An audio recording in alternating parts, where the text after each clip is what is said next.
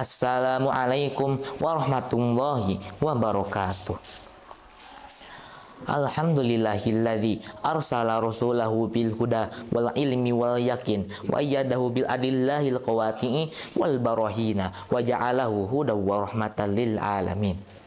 Asyhadu an la ilaha illallah al malikul haqqul mubin wa asyhadu anna muhammadan abduhu wa rasuluh, amma ba'du.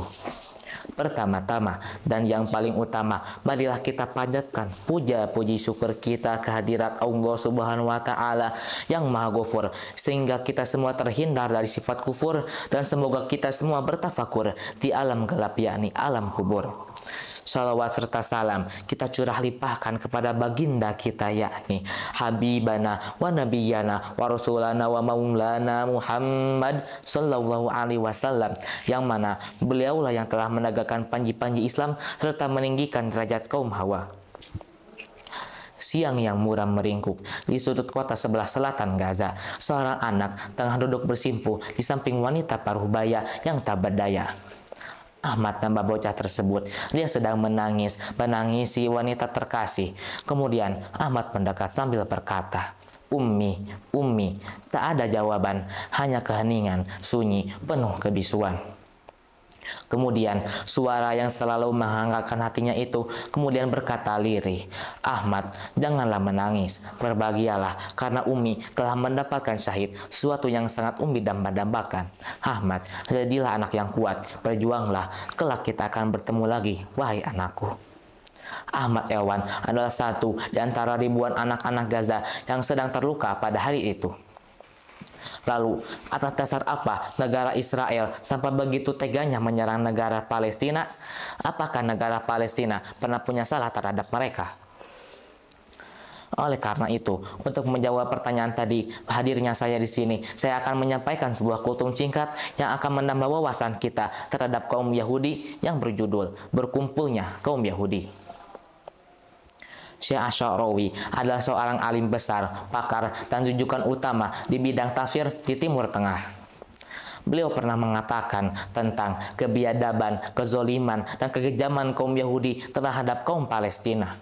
Ini semua menurut beliau adalah suatu hikmah ilahi demi mewujudkan janji-janji Allah terhadap hamba-hambanya. Kita sebagai muslim yang taat haruslah mempelajari apa yang ada dalam Al-Quran tentang janji-janji Allah tersebut, sebagaimana firman Allah menyebutkan dalam Quran surah Al-Imran. Sebagaimana firman Allah menyebutkan dalam Quran surah Al-Isra ayat 104 yang berbunyi, Dan kami berfirman kepada mereka Bani Israel, sudah itu, diamlah di negeri ini, maka jika telah datang masa berbangkit, niscaya kalian akan didatangkan dengan keadaan bercampur baur. Sahabat assalam, keyakinan ini tentu bermula ketika Nabi Musa alaihissalam beserta pengikutnya Bani Israel dikejar-kejar oleh tentara Fir'aun. Lalu Nabi Harun alaihissalam meneruskan perjuangan kakaknya tersebut hingga mendirikan dua kerajaan di sebelah utara dan di sebelah selatan. Pada tahun 721 sebelum Masehi, kerajaan Babylon menyerang kerajaan Yahudi di bagian utara. Maka pada hari tersebut terpecah belalah kaum Yahudi hingga ke seluruh pelosok dunia. Nah, kita bisa lihat sendiri, kaum Yahudi yang telah terpecah belah kemudian berkumpul di satu tempat dan mendirikan sebuah negara, yaitu negara Israel. Karena sekali lagi, bagaimana jika kaum Yahudi tidak berkumpul, bagaimana Allah akan menepati janji-janjinya terhadap hamba-hambanya?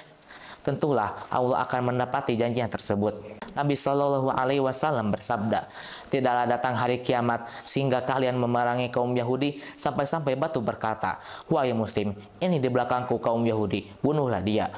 Wallahu a'lam. Sekian dari saya. Mohon maaf bila banyak salah kata. Saya hanyalah seorang mubalik bergelar santri, bukan seorang mubalik bergelar kiai. Akhirul kalam. Wassalamualaikum warahmatullahi wabarakatuh.